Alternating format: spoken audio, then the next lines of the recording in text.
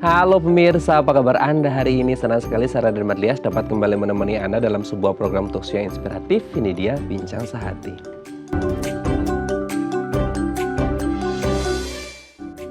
Ya pemirsa, kita sudah di hari Jumat, jelang-jelang weekend gitu ya. Biasanya kalau weekend lagi di rumah kita kepikiran gini, aduh sebenarnya udah usia segini, udah di tahun 2022 gitu ya. Kita kepikiran sebenarnya hidupku nih mau dibawa kemana ya gitu. Tujuannya apa, mau ngapain ke depannya. Udah usia kepala 3 mungkin, usia kepala 4 dan lain sebagainya. Tapi kalau kita ngerasa kayak aduh kok hidup gini-gini aja ya. Nah, siapa tahu Anda masih mengalami yang namanya krisis identitas. Nah, apa sih yang dimaksud dengan krisis identitas?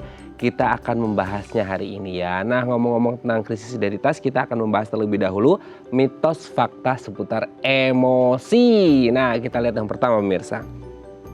Emosi negatif harus dihindari. Kita selalu berpikir gini, emosi itu kan kita berpikir antara emosi yang positif dan emosi yang negatif. Nah, kalau kita berpikir emosi positif, pastilah ya kalau kita ngomong yang positif kan sesuatu hal yang baik-baik. Tapi kalau kita berpikir tentang emosi yang negatif, kita selalu berpikiran, oh emosi yang negatif tuh kayak amarah, marah-marah, uring-uringan gitu ya. Nah, kita selalu berpikir bahwasanya yang namanya emosi negatif ini harus dihindari. Karena apa? Karena kita merasa bahwa emosi negatif ini lebih banyak membawa kerugian daripada keuntungan. Bayangkan kalau kita lagi kerja gitu ya, atau kita lagi ngobrol, lagi ada masalah sama pasangan kita mengedepankan emosi negatif kita, jadinya malah api ketemu api. Tapi sebenarnya ini mitos atau fakta sih sebenarnya kalau emosi negatif selalu membawa kerugian. Nah, nanti akan kita bahas ya. Oke, kita lanjut yang kedua. Menunjukkan emosi itu tanda kita orang lemah. Gini, kita selalu berpikiran bahwasanya orang yang profesional, orang yang expert gitu ya, terutama dalam hal soft skill-nya lah gitu ya. Dalam hal pengendalian emosi adalah orang-orang yang berhasil menahan gitu ya, atau apa ya, keep their emotion gitu. Nah, kalau akhirnya kita tidak bisa menahan emosi itu, kita tidak bisa menahan luapan-luapan emosi itu, berarti selalu orang bilang, lo mah orang lemah gitu kan. Nah, kita selalu berpikiran seperti itu. Tapi kan sewajarnya ya, kita manusia kan bukan malaikat yang bisa menahan semua emosi. Tapi sebenarnya apakah ketika kita meluapkan emosi kita tidak bisa menahan, mengontrol gitu ya, mengendalikan emosi kita, ini tandanya adalah kita orang yang lemah, tidak profesional. Karena kata orang profesional, orang yang hebat, orang yang kuat, orang yang profesional adalah orang yang bisa mengendalikan emosi mereka dimanapun dan kapanpun mereka berada. Oke, kita lanjut poin yang ketiga pemirsa. Mengungkapkan perasaan akan membuat saya merasa lebih baik. Nah, ini mengungkapkan perasaan kadang-kadang kita ada beberapa definisi ya. Mengungkapkan perasaan itu kalau semisal orangnya emosi gitu ya. Kadang-kadang kalau lagi sendiri karena udah emosinya udah bikin keluar sungut gitu ya. Kita emosinya gitu. Semisal nonjok tembok meskipun akhirnya tangannya yang memar gitu ya, tangannya bengkak, tangannya yang luka. Itu kita anggap sebagai mengungkapkan emosi kita seperti itu. Tapi apakah merasa lebih baik? Mungkin pada saat itu akan merasa lebih baik. Tapi apakah tangan kita merasa baik? Kan enggak gitu ya. Tapi ada juga yang selain karena tindakan gitu ya, untuk nonjok atau segala macam, ada juga meluapkan emosinya dengan curhat atau cerita ke orang lain. Dengan ini mereka akan merasa jauh lebih baik gitu ya. Karena kadang-kadang sebenarnya pemirsa ya, orang ketika lagi punya masalah, mau curhat atau sharing ke orang lain, itu mereka sebenarnya terkadang mereka tidak membutuhkan solusi gitu. Mereka itu hanya ingin mengungkapkan, meluapkan perasaan mereka ke orang lain. At least ada orang yang mau dengerin mereka. Nah gitu ya. Tapi apakah selamanya kita mengungkapkan perasaan kita atau emosi kita ini kita akan merasa lebih baik? Nanti akan kita bahas ya. Oke, kita lanjut poin yang selanjutnya pemirsa. Cuaca bisa memengaruhi mood. Nah ini dia, beberapa hari belakangan ini Jabodetabek ya, atau mungkin di daerah-daerah yang lain, ada sore ini biasanya nih mulai hujan segala macamnya. Nah ini apalagi gitu ya, apalagi pas weekend gitu, kita ngerasa kayak aduh penat selama seminggu ini gitu ya, terus datang hujan gitu, ini akan membuat kita sedikit mellow gitu. Tapi ada juga yang berpikiran gini, ketika pas lagi panas ya, aduh gitu ya, panas, debu segala macam membuat kita jadi lebih emosian gitu. Nah tapi sebenarnya apakah ada hubungan antara iklim, cuaca, suhu gitu ya, dengan mood kita gitu ya. Kalau hujan-hujan kan dingin, bawaannya mellow gitu ya, melankolis gitu. Ataukah ketika lagi panas gitu ya, ini sama dengan emosi kita, suka panasan. Nanti akan kita bahas juga ya. Oke, kita lihat yang terakhir pemirsa. Mood itu kabarnya menular. Bayangkan kalau kita lagi ngobrol atau kita di tempat kerja lah ya. Kita lagi happy-happy, terus kita mau nyamperin teman kita, mau cerita tentang hal yang happy-happy lah gitu. Tiba-tiba teman kita itu kayak masih, apa sih? Nah, otomatis kayak kita jadi agak drop ya. Drop dalam artian, kan aku mau cerita yang baik-baik nih, yang happy-happy. Tiba-tiba temanku moodnya begitu, mimik mukanya begitu. Otomatis kan kita kayak happy-nya agak berkurang. Nah, seperti itu. Tapi apakah memang selalu seperti itu, mood itu menular? Oke, itu tadi beberapa mitos fakta seputar emosi dan kami akan membahasnya sesaat lagi. Tetap bersama kami di Bincang Sehati.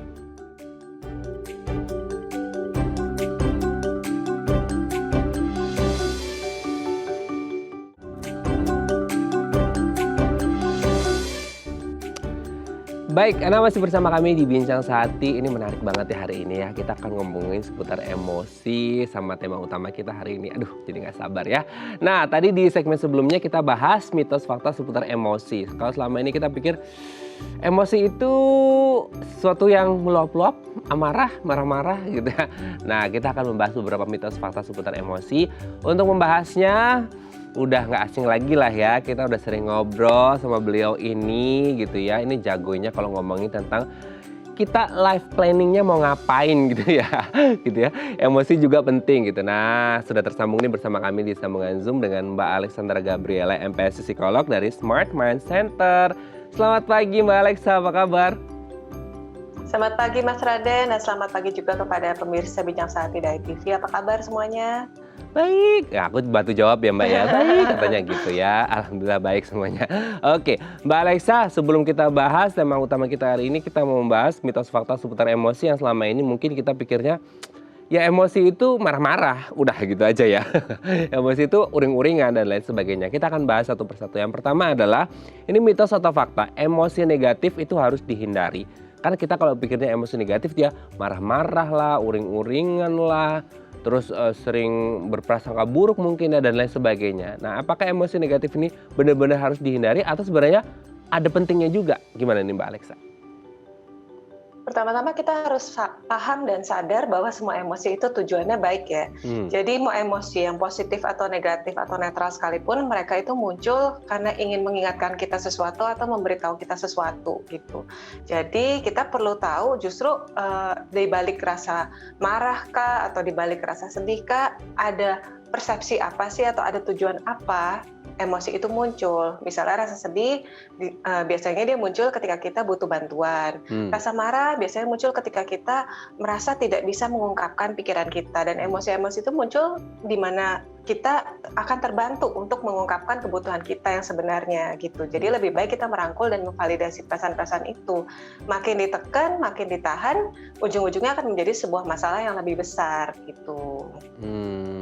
Oke. Berarti sebenarnya emosi negatif pun ada manfaatnya gitu ya. Selama ini kan kita berpikir kita harus mengekang diri dari emosi negatif. Kan selama ini pemikiran orang awam seperti itu tuh Mbak Alexa. Iya betul, jadi karena kan mungkin efeknya dan cara mengekspresikannya ya, sebenarnya emosi negatif itu bisa diekspresikan dengan cara berbeda gitu. Misalnya kita udah tahu rasa marah itu untuk mengungkapkan pikiran, berarti ada emosi yang lebih sehat dan lebih positif apa sih yang bisa bantu kita mengungkapkan pikiran. Contohnya tegas, berani, asertif, lugas, nah, seperti itu. Jadi kita perlu tahu apa yang ada di balik emosi-emosi itu. Oke ya, jadi sudah terjawab ya pemirsa ya bagaimana kita mengelola emosi kita terutama untuk emosi negatifnya. Oke, yang kedua, menunjukkan emosi itu tanda kita orang lemah. Kan selama ini kita berpikir orang yang kuat, orang yang hebat adalah orang yang bisa mengontrol, mengendalikan emosinya. Nah, ini dibenturin nih sama emosi bahwa orang yang meluapkan emosi itu tandanya orang yang lemah. Gimana tuh Mbak? Sebenarnya tidak sih, karena orang-orang yang bisa mengekspresikan emosinya adalah orang yang lebih bijaksana gitu. Jadi orang yang lebih bisa mengelola pikiran mereka, menyadari dan memvalidasi value-value mereka atau ide-ide mereka dan bagaimana mereka mengungkapkan apa yang mereka setujui dan apa yang tidak gitu. Beda konsep dengan mungkin orang-orang sering dengar ya tentang daya tahan stres lemah, walaupun stres itu termasuk emosi juga ya. Tapi di balik orang yang mungkin biasanya ada tuh dalam tes psikologi, oh daya tahan stresnya lemah nih, bukan berarti orang tersebut lemah, tapi bagaimana mereka bisa beradaptasi dan menyesuaikan diri terhadap tekanan itu yang masih perlu ditingkatkan. Justru kita harus mencari tahu beban-beban apa yang mereka tanggung, yang ada di balik semua perasaan tertekan itu, yang bikin mereka itu sulit menerima hal-hal kecil. Jadi hal-hal kecil kok rasanya gampang sekali tertekan. Nah, ada hal besar apa nih di baliknya gitu. Oke ya. Jadi ada hal besar apa di balik itu gitu ya. Oke, yang selanjutnya nih Mbak Alexa. Mengungkapkan perasaan akan membuat kita merasa lebih baik. Nah, kadang-kadang kan orang mengungkapkan perasaan ya berbagai macam cara ya. Ada yang lumayan ekstrim, nonjok tembok semisal, walaupun tidak disarankan ya, atau nggak tahu juga gitu ya. Atau cukup sekadar cerita ke orang lain atau self talk lah kadang-kadang, ngomong ke diri kita sendiri gitu. Nah sebenarnya dengan mengungkapkan perasaan ini akan membuat kita jauh lebih baik atau enggak sih? Yes, mengungkapkan perasaan itu adalah sebuah hal yang sangat menyehatkan untuk kesehatan mental kita ya. Jadi bagaimana kita mengekspresikan rasa sedihnya, bisa lewat dengerin lagu, bisa lewat melukis, atau yang suka cerita, bisa cerita ke orang, atau mungkin ketika kita lagi rasanya gelisah gitu, rasanya cemas, ya udah bisa olahraga. Cuma cara mengekspresikannya mungkin kita perlu pilih-pilih. Biasanya kalau orang yang terlihat yang kita sebut temperamen nih, mungkin bahasa awamnya itu orang yang temperamental yang suka mengekspresikan emosi, kayaknya kesannya selalu ke arah marah, dendam, benci, kesel gitu kan. Nah, emosi-emosi itu yang sebenarnya mungkin kalau diekspresikan secara tidak sehat, justru malah bikin kita makin parah emosinya. Misalnya habis nonjok tembok, oke lega sebentar, tapi makin lama kan balik lagi, karena kita nggak menyelesaikan ada konflik apa, ada masalah apa di balik semua emosi itu. Jadi yang terpenting adalah kita tahu bahwa emosi yang kuat ini, dia itu hadir untuk melindungi emosi-emosi lain yang lebih fragile. Contoh, marah biasanya melindungi takut. Yang diekspresikan pertama marah, tapi jangan berhenti di situ, rasa takutnya pun diekspresikan. Aku takut apa sih? Apa yang membuat aku takut? Seperti itu. Oke ya, jadi kita lebih memahami lah ya perasaan-perasaannya kita gitu. Jangan semata-mata pas lagi emosi, lagi uring-uringan marah nunjuk tembok, wah temboknya rusak, tangannya sakit, masalahnya nggak selesai ya. Oke, kita lanjut yang selanjutnya. Nah ini dia beberapa waktu belakangan kan mungkin Jabodetabek, Jakarta dan sekitarnya sering dilanda hujan gitu ya. Apakah cuaca bisa mempengaruhi mood sih Mbak Alexa kalau lagi hujan? Ya, gitu ya, melo-melo, lagi panas, cetar gitu ya. Mungkin kalau kita tinggal di Bekasi dan sekitarnya itu panas gitu ya. Nah, itu jadi ikut uring-uringan atau enggak sih sebenarnya, ada pengaruhnya enggak? Ya, karena mood kita itu sangat berpengaruh dari sensasi yang kita terima di 5 panca indera kita gitu. Jadi nggak cuma cuaca, misalnya pemilihan warna, misalnya kita setiap hari senangnya warna-warna gelap ataupun warna-warna yang cenderung nggak terang gitu, warna-warna yang nggak vivid gitu. Biasanya mungkin akan berpengaruh ke mood kita juga. Apalagi kalau misalnya cuaca gitu, lagi sering hujan seperti yang tadi Mas bilang, atau mungkin di luar negeri gitu, di daerah barat yang mungkin beriklim subtropis kan ada masa-masa di mana penuh dengan salju gitu, ada cuaca-cuaca di mana kayaknya semuanya tuh serba abu-abu, antara putih dan abu-abu, dingin, nggak bisa keluar, nggak bisa kemana-mana. Biasanya kan terjadi yang namanya seasonal affective disorder atau yang dulu dikenal dengan seasonal depression tadi, seperti itu. Jadi memang sangat berpengaruh karena sangat related juga ke hal-hal lain, kayak kalau lagi hujan mungkin juga nggak bisa ngobrol nggak bisa ngunjungin teman, apalagi kalau di luar, kalau lagi salju nggak bisa kemana-mana, harus di rumah terus sendirian, seperti itu. Jadi memang sangat berpengaruh. Oke, sangat berpengaruh ya. Tapi apakah ini indikasi orang-orang di Eropa sana lebih melo daripada kita? Karena di sana lebih dingin ya Mbak ya. Oke, lanjut yang terakhir. Mood itu katanya bisa menular. Nah, betul nggak sih Mbak? Ya, penjelasannya sama seperti tadi, karena kita kan panca indera kita itu sangat menangkap hal-hal yang terjadi di sekitar dan diproses ke dalam emosi kita, persepsi dan emosi kita. Jadi jangankan soal cuaca atau soal ketemu orang, sesimpel misalnya kayak lagu-lagu yang kita dengar itu pun menentukan mood kita gitu. Kalau misalnya kita berbicara lagi happy-happy, berbicara dengan seseorang yang mungkin satu kelompok, kita lagi semangat nih mau datang ke kantor, lagi semangat-semangatnya, lagi happy, tiba-tiba pas masuk meeting semuanya mukanya cemberut, pasti kan kita juga kebawa ada apa nih, dan rasanya kok mau disalahin apa nih, dan kepikiran kayaknya kok rasanya nggak enak ya hari ini, pembawaannya serba salah, apalagi terhadap orang-orang yang mungkin terkategori sebagai highly sensitive person, di mana mereka itu merupakan sponge lah, bisa dikatakan seperti sponge yang menyerap emosi-emosi orang. Baru diajak curhat, tiba-tiba pulang kok rasanya nggak enak ya, kenapa rasanya dadanya sakit, kok rasanya sedih banget. Dan mereka nggak tahu sebenarnya emosi yang mereka rasakan itu bukan emosinya dia, tapi emosi orang yang curhat sama dia tadi. Seperti itu. Oke, tapi boleh tanya nggak sih Mbak, misalkan kita mengategorikan mood itu ada dua lah ya, mood baik sama mood lagi nggak baik gitu ya, happy sama nggak happy gitu. Lebih cepat menular yang mana sih Mbak? Yang happy atau yang nggak happy? Sebenarnya sih tergantung orangnya masing-masing ya, dan tergantung situasinya. Jadi kalau misalnya di antara pas ada orang yang nggak happy datang ke dalam kelompok yang semuanya tenang, semuanya welcome, ayo sini kamu mau cerita apa, kita dengerin kok, pasti kan dia juga akan kebawa. Tapi kalau misalnya ceritanya kayak tadi, satu orang saja yang semangat, tiba-tiba masuk ke dalam kelompok yang ada 5 orang yang 5-5-nya lagi cemberut, lagi pusing mikirin kerjaan, pasti kan juga akan kebawa ikut pusing juga gitu. Dan itu balik lagi tergantung daya tahan kita juga terhadap stres tadi, seperti itu. Oke, berarti intinya adalah lingkungan juga bisa menentukan ya, gitu kan, itu penting banget. Oke, thank you Mbak Alexa, ini kita sudah terjawab ya mitos fakta seputar emosi.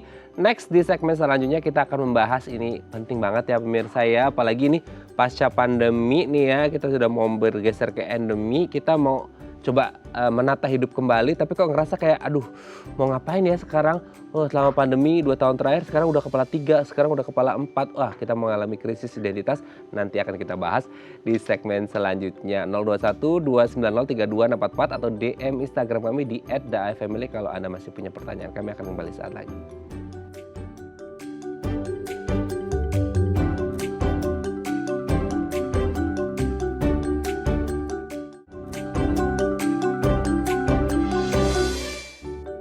Baik, kita masih bersama kami di Bincang Sehati. Kita masih membahas tema yang aduh ini kayaknya penting banget ya pemirsa ya, harus didengerin baik-baik, terutama kalau Anda lagi merancang kehidupan. Apalagi after pandemi ya, mulai endemi, kita mulai bergerak lagi. Ngapain, tapi kita kepikiran, mau ngapain ya? Kok udah agak bingung nih gitu. Dulu 2 tahun di rumah, terus sekarang mau planning hidup, tapi kayak aku berbeda gitu ya dengan yang sebelumnya, krisis identitas. Nah, kita akan membahas seputar krisis identitas ini seperti apa dan gimana cara menanganinya. Kalau Anda punya pertanyaan, 021 290 3244 atau DM Instagram kami di @daifamily. Kita masih bersama dengan Mbak Alexandra Gabriela, MPH Psikolog dari Smart Mind Center Consulting. Oke Mbak Alexa, kita lanjut lagi ya Mbak ya. Sebenarnya yang dimaksud dengan krisis identitas, aduh agak serem ya, identitasnya kadang-kadang kita susah. Nah ini krisis identitas. Sementara kalau kita mau maju kan katanya, mau maju punya visi, misi, kita harus mengenal diri kita sendiri. Tapi gimana jadinya kalau kita krisis identitas? Nah krisis identitas ini kondisi yang seperti apa sih Mbak? Krisis identitas itu hanyalah sebuah fase di mana seseorang itu mempertanyakan tentang identitas mereka dan juga peran mereka dalam lingkungan sosial. Jadi pertama kali memang dicetuskan dalam teori tahap perkembangan psikososial Erik Erikson ya. Jadi itu tahap kelima di mana terjadinya di masa remaja, yaitu identity sama identity confusion. Kalau kita lihat kan masa-masa remaja itu kan penuh dengan tantangan, penuh dengan tuntutan di mana mereka mungkin secara emosional belum siap, tapi punya gambaran, oke, aku sebentar lagi mau kuliah nih, harus mandiri, mungkin ada yang harus kerja, ada juga yang mungkin udah harus mikir, oh bentar lagi harus nikah nih, dan sebagainya. Jadi itu akan membentuk sebuah identity atau identity confusion, di mana di saat itu dia menentukan value-value-nya. Cuma identitas krisis ini adalah sebuah fase yang normal sebenarnya, dan kita memang butuh untuk menghadapi hal itu supaya bisa menyeimbangkan identitas kita dan juga lingkungan sosial. Kebayang nggak sih kalau kita punya identitas yang terlalu kaku gitu, jadi kaku sama value dan ide-ide diri kita, pada akhirnya kan kita jadi orang idealis dan nggak menutup kemungkinan juga jadi orang yang fanatik kan sama apa yang kita punya, apa yang kita pikirkan tentang diri kita gitu. Dan itu juga nggak sehat sebenarnya kan. Oke, tapi sebenarnya krisis identitas ya, kan kadang-kadang kita berpikirnya ya krisis identitas kan berkaitan dengan psikisnya kita kan. Kita berpikir kita ini siapa, mau kemana dan lain sebagainya seperti itu. Nah, ini sebenarnya masuk ke dalam kategori gangguan kesehatan mental juga nggak sih Mbak? Bukan, tapi itu merupakan sebuah fase yang memang perlu dilewati. Kalau memang berlarut-larut dan orang gagal melewati krisis identitasnya, baru bisa berkembang menjadi sebuah gangguan gitu. Pasti kan ada tahapan-tahapannya. Biasanya krisis identitas dulu, lalu mereka masuk ke dalam kebingungan dalam identitas mereka nggak tahu lagi siapa diri mereka kehilangan self-esteem atau seberapa yakin mereka sama diri mereka, dan pada akhirnya bisa berkembang ke rasa kesepian, loneliness, rasa tidak berharga, rasa tidak berguna, yang mana perasaan-perasaan itu jelas saja akan berkembang menjadi masalah psikologis lain, seperti itu. Oh, oke.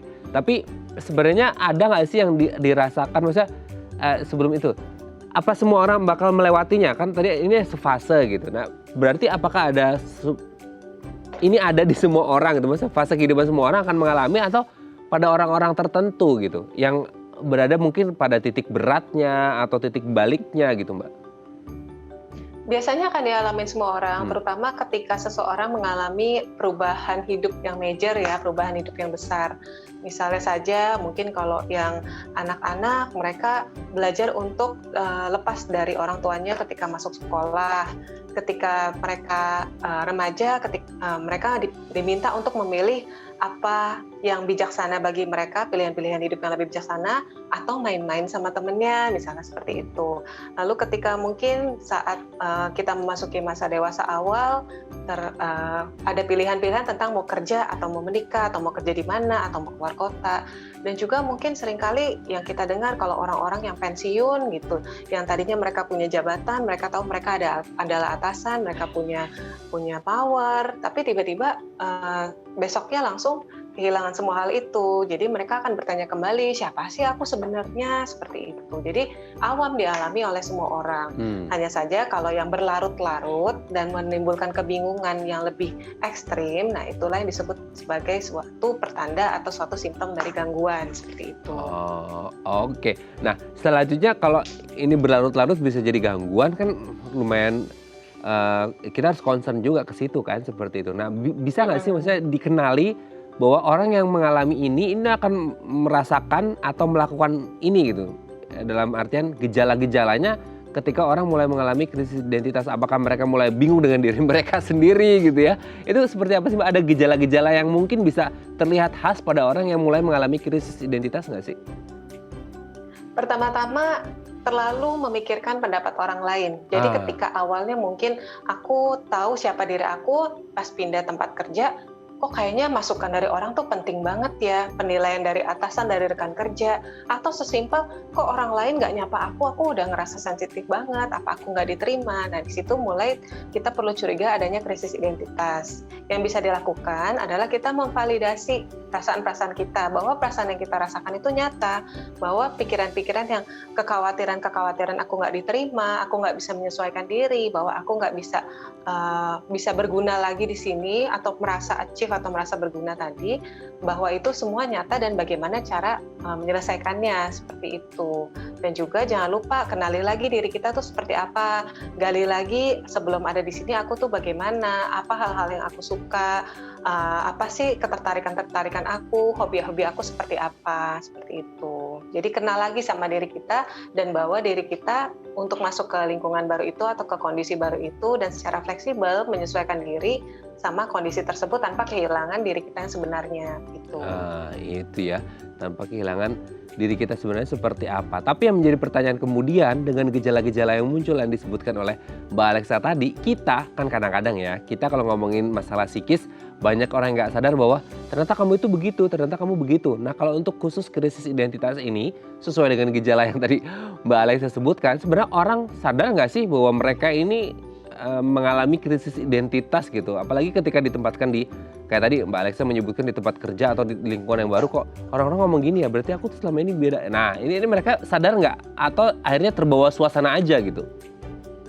Biasanya nggak sadar sih, karena krisis identitas itu kan hanya sebuah fase ya, dan kita pun seringkali menanyakan siapa kita atau aku nih di sini ngapain sih ketika kita memasuki sebuah fase baru dalam hidup kita gitu. Jadi biasanya mereka akan lebih sadar ketika hal-hal simptom-simptom lain itu mulai muncul, seperti kok kayaknya tiap ke kantor perutnya sakit, atau mungkin tiap ke sekolah rasanya berat banget, tiap ketemu temen kok rasanya aku ada yang kurang. Nah, itulah yang disebut dengan krisis identitas gitu.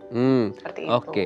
Tapi ada nggak sih Mbak, maksudnya ya itu sadar atau nggak sadar, orang nggak tahu mengalami atau enggak gitu ya, atau sadar atau enggak gitu. Tapi ada nggak maksudnya kepribadian, karakter, sifat orang yang mereka itu rentan mengalami krisis identitas, meskipun tadi Mbak Alexa menyebutkan bahwa setiap orang pasti akan pernah mengalami fase itu. Tapi mungkin beda-beda ya kadarnya, maksudnya krisis identitasnya ada yang ya 10%, ada yang mungkin bahkan 90% saking nggak tahu dengan diri mereka sendiri seperti itu. Tapi ada nggak kepribadian, karakter? Mungkin selama ini kita, kalau yang aku baca-baca ya ada beberapa kepribadian kan mungkin kayak plekmatis, melankoli, koleris gitu. Koleris kan orangnya bener-bener strict banget ya. Mungkin mereka nggak akan mengalami yang namanya krisis identitas gitu. Tapi untuk orang plekmatis sama melankolis, mungkin mereka berpikir, oh ya ditempatkan tempat yang baru itu kayak, oh gitu ya. Ataupun orang yang introvert atau extrovert itu ada hubungan dengan kepribadian seseorang atau nggak? Atau sebenarnya semua orang pasti mengalami, jadi tidak ada hubungannya dengan kepribadian gitu. Ya, secara garis besar memang semua masalah gangguan kepribadian itu berakar dari masalah identitas. Jadi identitas itu paling menentukan masalah gangguan kepribadian seseorang. Kalau mereka gagal menentukan identitas mereka bisa mengalami gangguan-gangguan seperti borderline personality, dependent personality, dan sebagainya. Dan itu pun menjadi sebuah lingkaran setan ya, karena identitas awal mereka yang mereka mungkin gagal membentuk identitas tersebut, yang mana mereka jadi ragu sama identitas mereka gagal melewati tahap perkembangan psikososial yang di usia identity versus confusion tadi. Di saat itu mereka pun akan berkembang menjadi orang-orang yang mempertanyakan diri mereka terus gitu. Jadi apakah aku di satu sisi aku harus ngikutin orang lain terus, aku harus diterima sama orang lain terus, atau mungkin malah menjadi ya udah aku jadi diri sendiri tapi nggak mau fleksibel dan nggak mau toleransi terhadap masukan orang seperti itu. Dan kalau mereka sudah di tahap punya gangguan kepribadian, jelas mereka akan lebih rentan mengalami identity krisis yang lebih berat lagi seperti itu, karena mereka nggak punya identitas atau value yang lebih jejak untuk menjadi tolak ukur mereka terhadap perubahan, terhadap bagaimana mereka menyesuaikan diri seperti itu. Oke.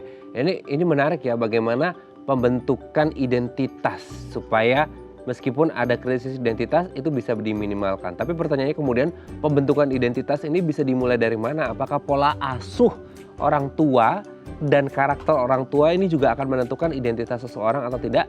Nanti akan kita bahas di segmen selanjutnya Mbak Alexa ya.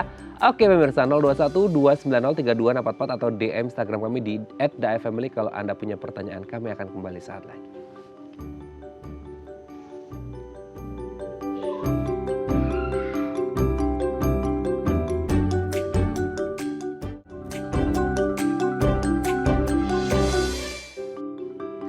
Baik, Anda masih bersama kami di Bincang Sehati. Kita masih bersama dengan Mbak Alexandra Gabriela, MPS Psikolog dari Smart Mind Center Consulting. 021 290 3244 atau DM Instagram kami di @daefamily kalau Anda punya pertanyaan. Kita masih membahas krisis identitas. Mbak Alexa, kita lanjut lagi ya Mbak ya.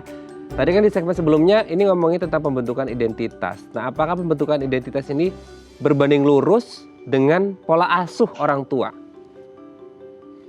Oke, jadi memang pembentukan identitas itu lebih dipengaruhi oleh pola asuh dibandingkan genetik ya. Jadi nggak cuma orang tua, tapi pengalaman-pengalaman mereka sedari mereka kecil di masa perkembangan, ketika mereka ketemu teman, ketika mereka berada dalam satu kelompok, ketika mereka mungkin mendapat feedback atau penerimaan dari guru-gurunya, misalnya seperti itu. Jadi nggak semata-mata pola asuh yang ditanamkan orang tua, tapi menyeluruh bagaimana mereka bisa menyesuaikan diri sama lingkungan.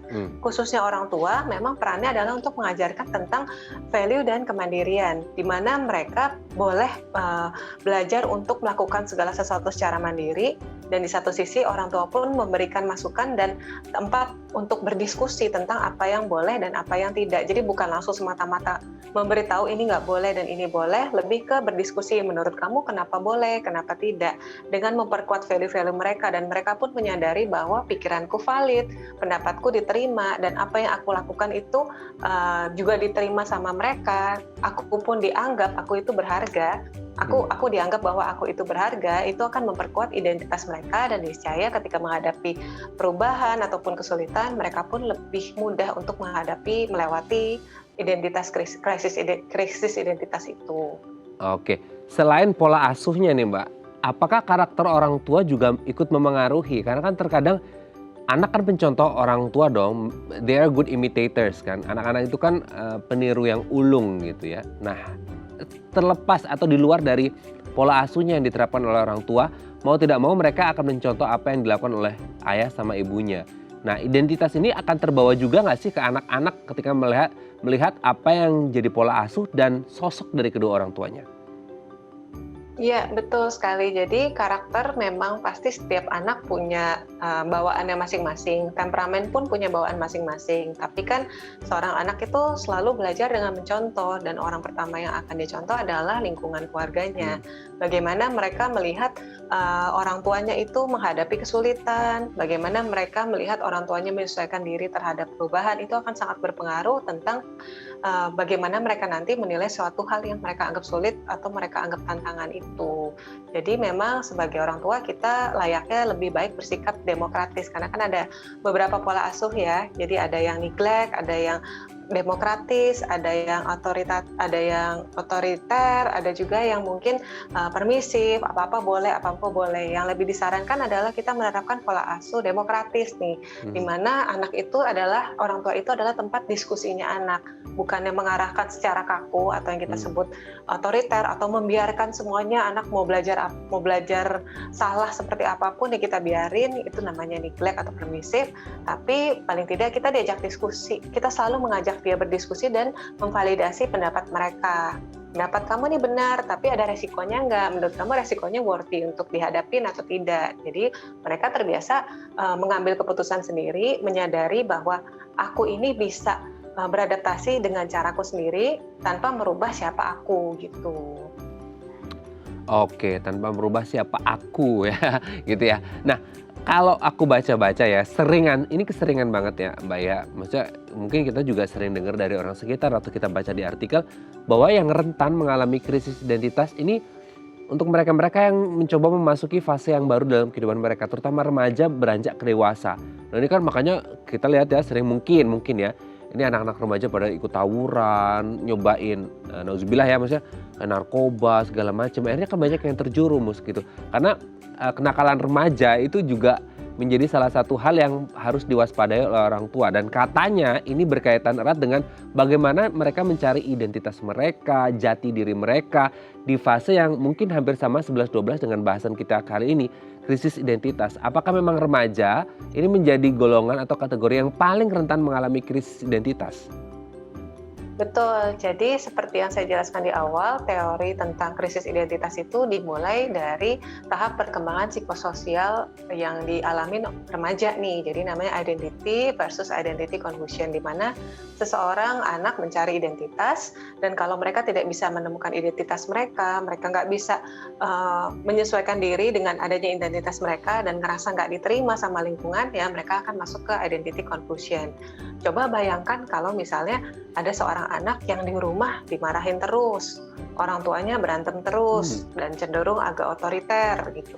Lalu di sekolah dia mengalami bullying, jadi merasa nggak diterima juga. Akhirnya dia ketemu sama teman-teman yang mungkin suka bolos atau mungkin suka menggunakan barang-barang terlarang, dan mereka mendapat penerimaan di sana. Pastikan identitas mereka akan mengalami kebingungan dan merasa value yang selama ini aku dapat, di mana katanya mereka anak-anak yang mungkin suka bolos, suka narkobaan, kok kayaknya lebih menerima nih, aku lebih mendapat penghargaan di sana, aku mendapat penerimaan. Tapi di satu sisi di tempat yang katanya baik-baik, aku nggak dapat nih. Akhirnya mereka mudah terjerumus ke hal-hal tersebut karena lebih mendapat penerimaan. Coba bayangkan kalau di rumahnya mereka punya sistem yang kuat, mereka punya value yang kuat dan diterima sama orang tuanya. Mereka merasa layak, mereka merasa berharga. Niscaya ketika dibully pun mereka tahu yang bermasalah adalah orang yang membuli dan mereka akan mencari kelompok-kelompok yang memang sesuai dengan value mereka tapi masih bisa menerima mereka juga gitu, masih bisa blend in bareng, bisa menyesuaikan diri sama value-value mereka gitu. Oke, berarti itulah pentingnya ya, bagaimana membentuk identitas di rumah gitu ya. Salah satu yang paling sering dialami anak-anak remaja khususnya di sekolah adalah bullying. Nah, jadi jangan sampai anak yang kena bully ini ngedrop gitu ya, tapi yang terjadi adalah oh yang salah bukan aku, tapi mereka yang membuli seperti disampaikan oleh Mbak Alexa tadi ya. Oke, sebelum lanjut ini ada DM Instagram dari pemirsa Bincang Sehati, aku bacakan ya Mbak Alexa ya. Ini dari Pak Fendi. Oh, Mas Fendi ya. Saya kuliah semester 3 jurusan IT. Kenapa saya merasa jurusan ini tidak cocok dengan saya ya? Namun kalaupun harus ganti jurusan saya pun bingung. Apa ini krisis identitas ya? Bagaimana solusi terbaik? Udah semester 3 loh, 1,5 tahun ya. Jurusan IT ngerasa nggak cocok. Nah, ngerasa nggak cocoknya udah 1,5 tahun nih. Ini kalaupun harus ganti jurusan saya juga bingung mau jurusan apa. Nah gimana nih Mbak Alexa? Sejujurnya saya pun belum pernah dengar nih dari teman-teman mahasiswa ataupun anak-anak bimbingan yang mungkin pernah cerita ke saya atau pernah konsultasi ke saya bahwa mereka merasa jurusannya itu pilihan yang tepat. Karena di satu sisi ketika kita masuk semester 2, semester 3 pasti kan ada rasa jenuh dan hampir semua orang yang saya temui ketika mereka kuliah akan merasa aku salah jurusan. Jadi ini sebuah perasaan yang normal ya. Kita perlu memvalidasi perasaan apakah aku salah pemikiran, apakah aku salah jurusan dan aku bingung menentukan pilihan itu adalah sebuah hal yang normal. Tapi di satu sisi nih, pertama-tama kita ingat kembali dulu apa sih yang membuat kita memilih jurusan ini. Karena jurusan IT itu kan bukan sebuah biasanya kan jurusan IT adalah pilihan masing-masing ya. Orang tua biasanya lebih mengarahkan ke finance ataupun ke accounting yang biasanya lebih stabil, yang biasanya dianggap oleh orang tua lebih stabil karena bisa kerja kantoran. Kalau IT, desain dan sebagainya biasanya cenderung orang tua yang adalah anak-anak yang memilih pilihannya sendiri. Jadi orang tuanya itu lebih membebaskan dan pada akhirnya mereka boleh memilih jurusan IT tadi. Berarti kan ada sebuah value yang awalnya tuh membantu individu untuk menentukan jurusan IT tersebut.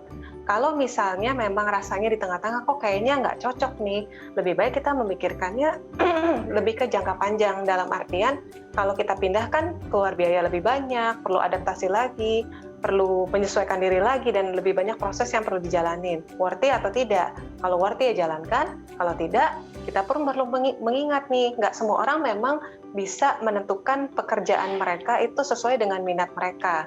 Jadi banyak juga orang yang terpaksa melakukan sesuatu kerjaan kah ataupun pilihan hidup yang memang pada saat itu fasenya memang harus dijalanin. Tapi nggak apa-apa, kita bisa kembangkan hobi kita ataupun kesukaan-kesukaan dan ketertarikan kita di hal lain. Misalnya oke, jurusan IT tapi sukanya desain. Ya sudah, ikut aja UKM-UKM desain atau komunitas-komunitas desain. Ataupun misalnya ketika sudah kerja, pada akhirnya kan semua akan nyebrang ya. Ada yang orang IT bisa jadi desainer juga, ataupun ada orang yang di bidang accounting bisa jadi fotografer juga. Jadi kita nggak perlu melihat sesuatu tuh kaku, lurus harus sesuai dengan jurusan masing-masing. Tapi apa nih yang masih bisa kita sesuaikan? Even psikolog atau dokter pun banyak yang pada akhirnya berpraktek art terapi karena mereka lebih suka desain dibandingkan talk terapi seperti psikolog-psikolog pada umumnya. Nah, gambarannya seperti itu. Oke ya dok ya, ini pertanyaannya relate banget juga ke aku dok. Oke, semoga bisa menjawab pertanyaan dari Mas Fendi dan tetap semangat kuliahnya ya, apapun itu. Ya memang sekarang harus berpikir bahwasanya tidak melulu kita kuliah apa, nanti kerjanya apa ya, itu jodohnya, rezekinya di situ. Nanti nikmatilah hidup ini ya, yang penting jangan krisis identitas ya. Oke, terima kasih. Kita lanjut lagi. Ada nggak sih Mbak di tahap dimana kayak kan agak serem juga ya kalau akhirnya orang mengalami krisis identitas terus nggak tahu mau ngapain. Misal contohnya tadi Mas Fendi ya, akhirnya bingung sendiri. Mau lanjut kuliah IT tapi udah setengah hati, mau pindah ke yang lain pun bingung gitu. Jadi akhirnya kayak sayang kuliahnya udah 3 semester gitu ya. Apalagi kalau lanjut nanti jadi setengah hati kuliahnya jadi nggak maksimal kan ilmunya gitu. nanti di portofolionya juga jadi nggak bagus. Nah, di tahap apa sih atau di titik mana, di situasi mana kita benar-benar harus kayak oke, ini kayaknya aku udah krisis identitas banget, aku harus ketemu psikolog, aku harus ketemu psikiater atau apalah itu, ketemu profesional di titik yang mana sih Mbak? Di titik ketika semua emosi dan pemikiran kita itu bisa dikatakan sudah mempengaruhi fungsi produktivitas kita. Jadi males kuliah, nilainya jadi jelek, males ketemu teman-teman, karena kalau ketemu teman ngomonginnya komputer, terus misalnya kasus Mas Fendi tadi ya. Dan sepertinya kayaknya udah mulai nggak semangat melakukan apapun. Intinya adalah kuncinya adalah produktivitas itu. Fungsi produktivitas kita masih bisa berjalan dengan baik atau tidak. Kalau memang semua hal yang dirasa tekanan tadi sudah menimbulkan sebuah perubahan yang bikin kita jadi kurang semangat, nggak punya energi, dan ada perubahan pola makan, perubahan pola hidup. Nah, ada baiknya memang mencari pertolongan profesional. Oh, oke. Berarti harus ketemu profesional dan diselesaikan. Biasanya apa yang dilakukan, Mbak? Konselingnya seperti apa sih? Ya, jadi biasanya kalau yang untuk kasus-kasus krisis identitas disarankan untuk melakukan solution focus brief therapy (SFBT). Jadi fokusnya pada solusi yang lagi dihadapin gitu, pada konflik yang lagi dihadapin apa, dan kita fokus pada solusi saat itu yang paling cepat apa nih, yang memang merupakan problem utama apa. Selain itu juga pada akhirnya akan diajarkan cara merubah pola pikir yang lebih sehat gitu, atau kita sebut sebagai pemikiran alternatif. Bagaimana aku melihat hal ini dari sudut pandang berbeda, seperti itu. Biasanya SFBT memang lebih sedikit sesinya, jadi mungkin sekitar 5 atau 6 sesi, sampai pada akhirnya dia bisa menemukan apa sih jawaban dari, apa sih solusi dari masalah yang dia hadapin. Tapi mungkin tidak menyeluruh ya, tidak seperti terapi-terapi lain, apakah di balik krisis identitas itu ada pengalaman di masa lalu yang bikin dia mudah krisis. Jadi fokusnya ke krisis yang saat itu dulu, seperti itu. Oke ya, perubahan pola pikir dan mendapatkan solusi dari apa yang terjadi saat ini seperti apa ya. Oke, ini sudah A sampai Z-nya udah dibahas. Nanti mungkin kita di segmen terakhir akan membahas golongan yang paling rentan nih, remaja. Apa yang bisa orang tua lakukan supaya anak-anak ini, remaja-remaja ini tidak mengalami krisis identitas dan planning hidupnya ke depan bisa jauh lebih baik. Kita akan bahas di segmen terakhir ya pemirsa ya. Oke, 021 290 3244 atau DM Instagram kami di @daifamily kalau Anda masih punya pertanyaan. Kami akan kembali saat lagi.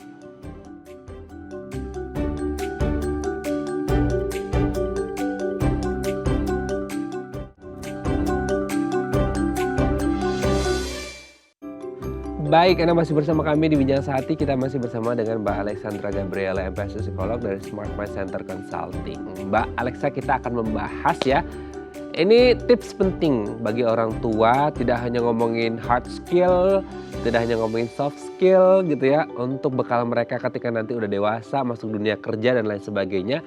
Tapi juga identitas mereka harus dibangun supaya tidak mengalami krisis identitas, dan itu bisa dimulai dari remaja. Beberapa hal yang bisa kita lakukan, yang pertama adalah bantu anak untuk menentukan hal yang ia sukai. Nah, kadang-kadang ini kan berat ya, apalagi orang tua kadang-kadang yang jadi permasalahan adalah kadang-kadang bantu untuk menemukan apa yang orang tua sukai ke anaknya.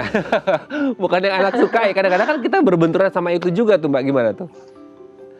Ya, jadi memvalidasi perasaan dan pemikiran mereka di saat orang tua perannya adalah sebagai tempat berdiskusi. Jadi ketika seorang anak menunjukkan apa yang dia suka, kita coba encourage atau kita coba support hal itu. Dimana walaupun hal itu nggak berkaitan langsung dengan akademis ya, karena pada umumnya orang tua kan fokusnya akademis terus. Padahal kemampuan berbicara pun itu sebenarnya sebuah kemampuan yang bisa berdaya jual juga di masa depan nanti kan gitu. Jadi benar-benar kita coba lihat potensi-potensi mereka dan apa yang sebenarnya mereka suka, apa yang mereka kagumin, apa yang mereka tertarik. Kita coba support di sana dan berikan jalan sambil berdiskusi tentang mungkin hal-hal yang mereka sulit hadapin ataupun resiko-resiko yang mungkin mereka alamin. Dan juga jangan lupa selain resiko pasti tentang hal-hal baik yang mereka bisa dapat, prestasi-prestasi yang mereka bisa dapat, dan pencapaian-pencapaian yang bisa didapat dari semua hal itu gitu. Oke ya. Jadi memang penting bagi orang tua untuk menentukan apa yang anak sukai ya. Kadang-kadang ya itu ya, kembali lagi orang tua sukanya apa ke anak dan itu dipaksakan, itu nggak boleh bikin anak jadi tambah-tambah krisis identitasnya ya Mbak ya. Oke, yang kedua adalah berikan pertanyaan dibanding tuntutan. Nah, ini mungkin sifatnya diskusi mungkin ya Mbak ya, atau gimana nih? Betul.